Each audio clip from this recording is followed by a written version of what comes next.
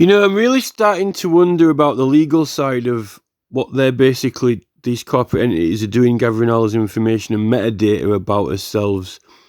And then all the new, novel technologies that they haven't really consulted us about them, but that are very, very, very wide reaching and have a lot of impact over us all.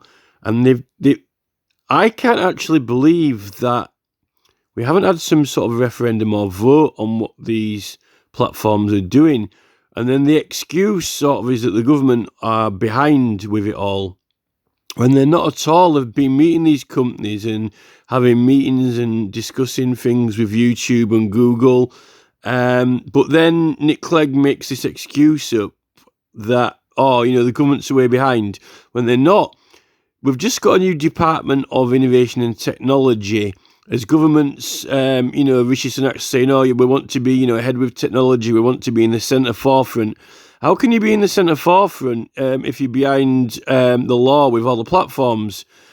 It seems to me that they're conveniently ignoring it, like purposely blanking it, when they're not blanking it, because they've just opened the new Department of Innovation and Technology and had Bill Gates round for a meeting with Michelle Donnellan, who pops up as the Secretary of State. So it's like a massive lie. It's almost like, can you imagine if COVID was there, but you pretended that it didn't?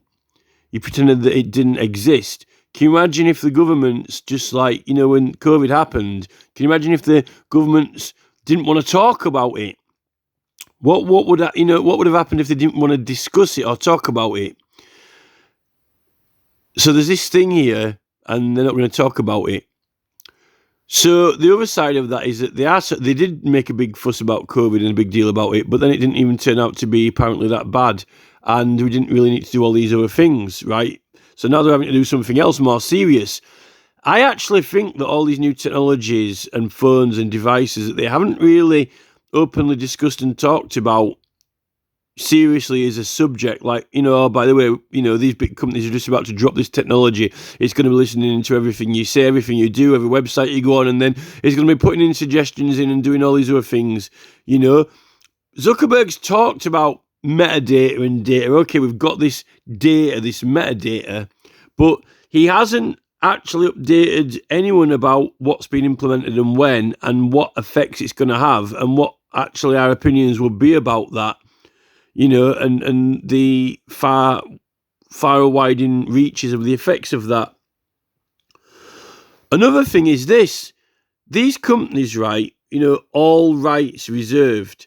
It's funny, that term, all rights reserved, because when YouTube and these other big platforms, Facebook, are doing things now, they're starting to act like they've got the right to do anything they want.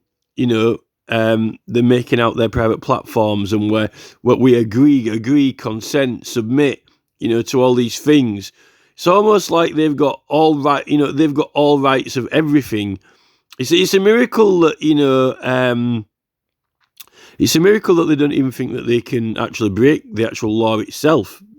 The fact that half of these companies are abroad anyway, they're not even in your country. So all the things like, all the standard laws like, assault, theft, vandalism, trespassing, all these things, they're not even in this country.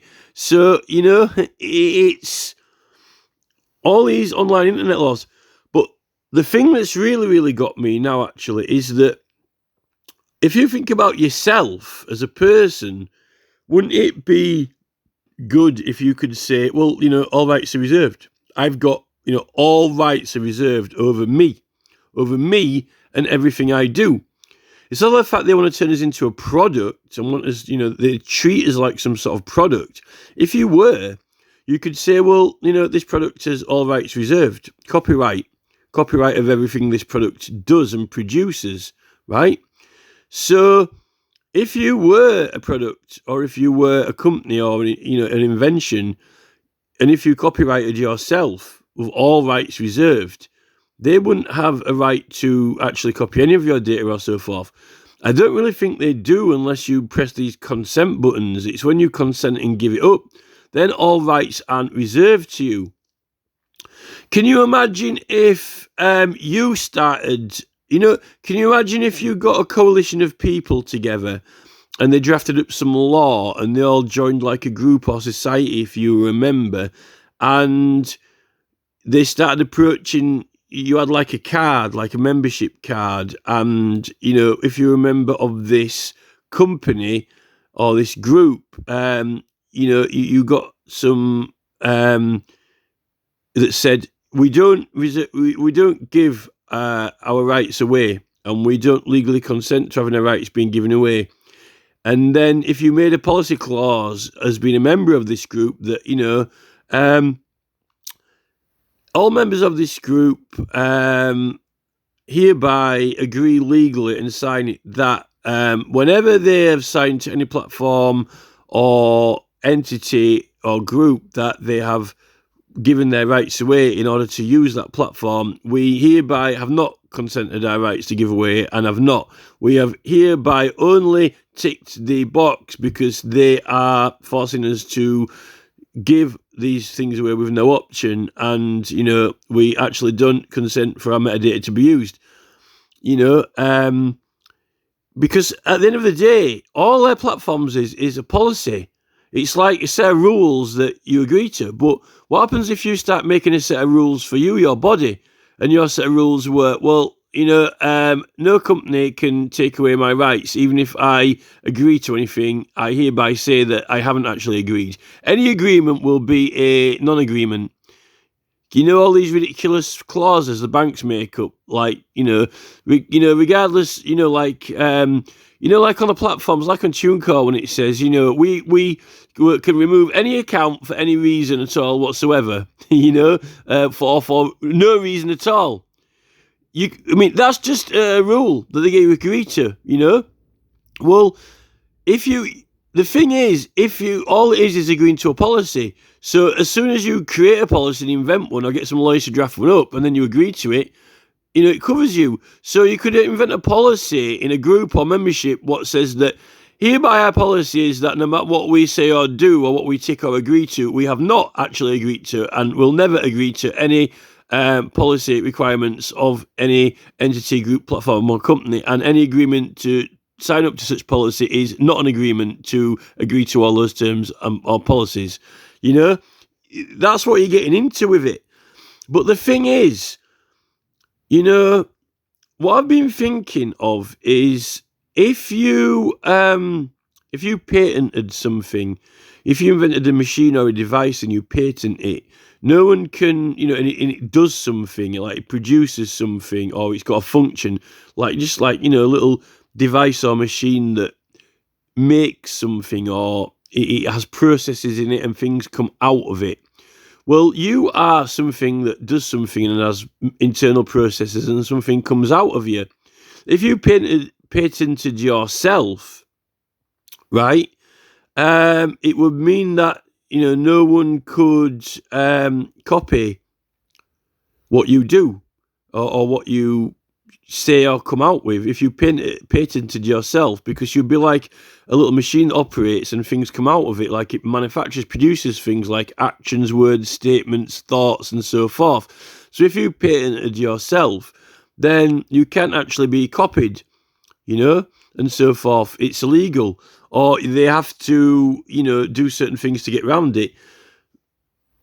Most people aren't patented. Now, if you agree to terms and conditions of that website, the terms and conditions that they have only can actually apply in certain circumstances. I don't think that they would apply in circumstances where you would have patented yourself, because you can't actually, I don't think you can give up giving up a patent of something is separate to how you would normally just agree to the certain things that they've set out. It would be like an additional kind of layer. But, all this consenting and agreeing is something altogether new within the last 10 or 20 years. What they've got us to comply, consent. When you actually look at what the effects of being on us by these entities with all the food and all this, like 50% load sperm count and all the rest of it, and all this consent agree. What are you actually consenting and agreeing to? And if that is actually harmful, are they kind of getting out of being liable?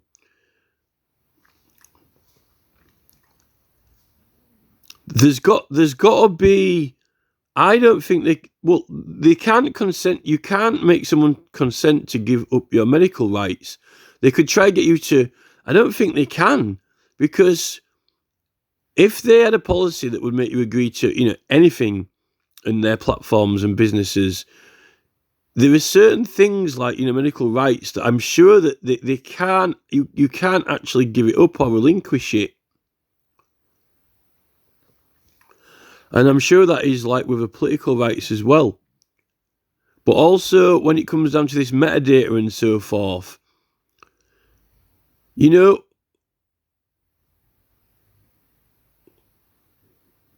fact that they actually claim that they own all this information and data as well.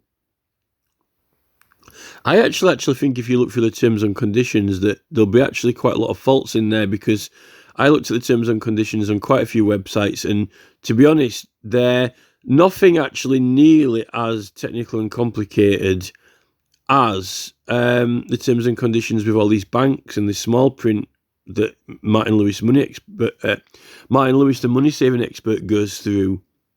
I think there needs to be some sort of action or something. Like they've got these unions that, Ken Loach and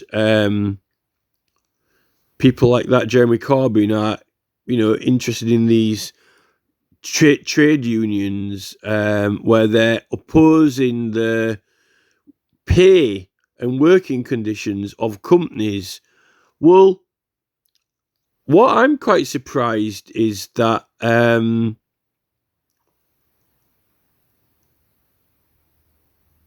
they don't have some sort of equivalent for, like, your rights. Your right to privacy and your right to have your own data. Because if people joined together and had a union that were opposing working for, operating, most of these trade unions are demanding better pay or better working conditions. Where is the union that is demanding from these companies, as a consumer, as a customer, through trading standards and consumer rights, the right to your privacy and the right to not, what if you don't want to opt in so they can, listen in to what you've been doing or looking at and use your data? If you don't give them, these rights, you ought to take some of these privacy things back, from the platforms, just like, the workers want to take money back. In fact, it's probably more important. I would think it was more important. And it's not actually trade unions, because they're workers, people who work for these companies. It's trading standards and consumer rights. And now even the trading standards and consumer rights people don't really want to speak to you directly. What they want to do is, fob you off to the citizens' advice and let them submit it in the complaints. They don't even really want to speak to you. They try to deter people, because most of these companies and organisations they're all owned now by the same groups and entities. I really think that Jeremy Corbyn really should be interested in this, and maybe Mick Lynch. Really think Mick Lynch should be interested in this, because he's only interested in workers and working rights. Actually, like George Galloway's got the Workers' Party, but I don't really see him speaking to Ken Loach much or talking about unions, oddly enough, when he's actually got the Workers' Party, supposedly. That's one thing that I'm surprised with George Galloway. But as for trading standards and consumer rights, it would be, I think it's because they're government-run trading standards and consumer rights. They're all kind of like funded somehow from government or independent, and I really don't think they're on our side. I think because the government likes business, and now Rishi Sunak, his investments and all this, I really think that they really don't really want you to be able to complain properly, because these companies now are even suing our governments when they don't do what they want them to do, if they're affecting their future profits. So, I really can't see that, the government themselves would actually give you any real viable option to take any action against these companies, because even the government can't take action against them now, and I don't think they want to. I don't think the government wants to. I think it's all a show front.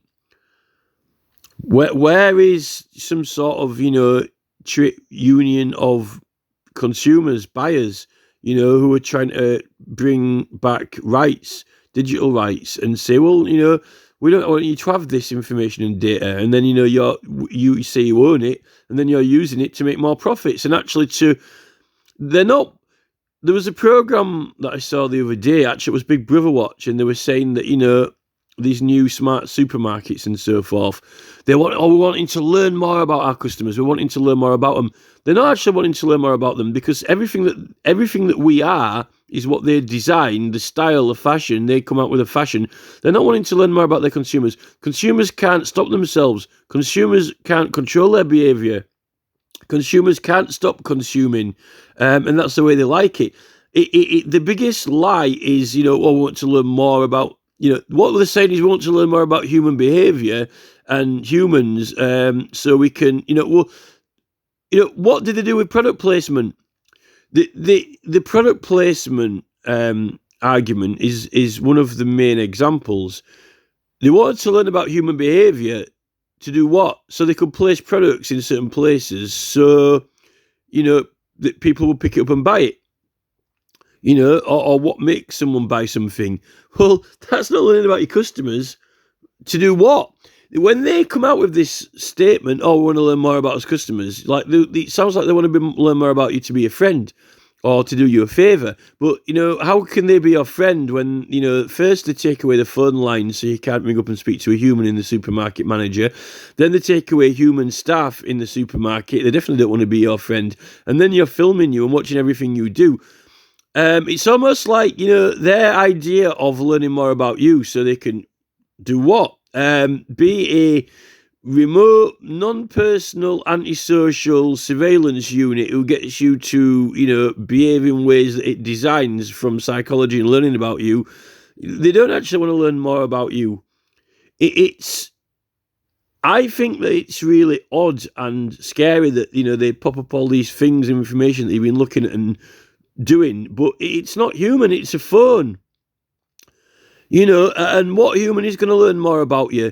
You learn more about people when you get their trust. When you make friends with people and you know them and you trust them, then you give over more information. You learn more about them. You don't give over information to strange people. Why? Because they might use it to take advantage over you or do something you're not sure what they're doing with it. Well, they're doing more than that. They're actually, all the knowledge about you, they are saying that it's their property. And they don't even really want to be social at all whatsoever. And they want to make a profit out of you. Usually you become friends with someone because they want to give things to you for free or share because they like you or love you. You trust them that they're not going to take advantage of you and, sell you bad or harmful products, or things that are going to be bad for your health. It's so much of a betrayal of everything that is human and social out of evolution that it really does insult the intelligence, and it really puts you in the equivalent of a cattle, ready for the bolt to be put through the side of your head in a abattoir. Because eventually it's like leading the cattle on. They get the use out of them, they get the milk out of them, and then finally when it's the day for chopping it up, then it ends up on the meat thing. It's like, loyal customer, give the cow a pat on the head, and then it's buy our products, eat our grass feed, and then when it's time for, the hospital treatment or the knee surgery or the bunion or the cancer treatment, then they can, chop you up in the, surgery, operate, remove the liver, transplant the heart or whatever. And, in America, you pay for that privilege, It's almost like a cow being, paying to, have a heart transplant or whatever, paying for itself. It's almost like if the cow had a credit card It's like having to pay for your own funeral, having to pay for your own, I'm going to be made into a steak. Well, it's going to cost you, it's, it, if you really, really, really knew actually what is going on, and it's all about the perception, and that's why the word Google comes in. Google it to not actually really see what's going on or have the ability to see what's going on. It really is despicable. They even are proud of it, because they're knocking out these films like Despicable Me. They're so vain and proud of what they're doing to us, and they have the balls to wield these trillions or whatsoever. It is not normal behaviour. And I don't think that our behaviour is normal anymore. I think it's become abnormal to what they've perverted it into. I was thinking about dogs, happy dogs. They say that dogs are social animals, but dogs never really socialise with other dogs. And when they do socialise with other dogs, they never socialise with the same type of dogs. This whole, if you look at wild dogs or wolves, they've got certain skills. Now, you might say, well, we like domesticated dogs because they sit, lift the paw up, roll over, go for a walk, they're obedient, they lick you on the face, whatever. But what survival skills have a dog got other than to beg, beg for other humans because it's a cute dog? We don't, literally, it's almost like, do you give money to people who are begging on the street, if that ain't domesticated for the city, sit there and beg, lift your paw up, shake the tin for some change or whatever. I think that these oligarchs, these, Charles, I think that they know very well what the equivalent of being a very, very well-behaved, obedient pet, and have lost all the wild skills of the wolf, the survival skills in the wild of the wolf. It's got many, many skills and, practices those skills, social skills with other animals in the pack and so forth. Is it an abomination of the evolution of the wolf to end up as a, generations down the line as a sausage dog with back problems, or a tiny small chihuahua, or some other strange pedigree dog that they've bred, for its spots, or greyhound or whatever. They can make money out of it for racing. I think the greyhound's the closest they get to, doing some exercise and being with other animals. But these oligarchs aren't domesticated like us. They retain this,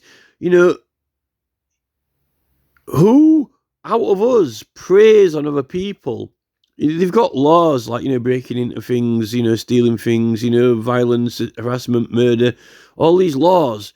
But these oligarchs really are a class of their own, who would take, prey on other people and take not just, a certain amount of money, but trillions. It really is the wild wolf, the wild, wily skills. I don't think many humans would do that to other humans anymore. I never think they did. I think this is like the hidden wild nature of these people, but whereas they're wanting us to become more and more and more obedient, like these pedigree dogs that they literally have bred through their food feeding programs and so forth. Yet they are on a very different program altogether. They got their lawyers, Trump, they've got all these lawyers and legal people. They like taking money from people. Literally, us, the normal people don't do that sort of behaviour, or very few of us. They try to get people into investing in their companies. They've got these shareholders and investors, but I don't really think anyone is on anywhere near the level as these owners. And that's why I think that there is some wild stuff going on with the royals in the background. The military, who would kill, who would design missiles, whereas we aren't even armed in this country. The military is still it trains its soldiers they're trained to kill, but not freely. under obedience, it's almost like they've got the dogs on the leads. It would almost be like having these oligarchs definitely are on some sort of leads, but I really don't like what they're introducing, all these tech influencer materials, no matter whether they claim that it's useful or not. Because at the end of the day, you will be doing other things. You would be creating more social bonds. They don't actually really want us to create social bonds other than, in the workplace, but I really don't really think they like us. If there is any social bonds in the workplace, then Bezos knows about it because he's got all his staff filmed. I think Bezos's factory filming plan possibly is the entry point into, knowing all your relationships, your friendships, and so forth, just on next level. It really is like that George Orwell. I mean, Bezos has removed a button again from Amazon. I complained to Trading Standards about it because he's just toying now. I think they're just toying with us with these apps.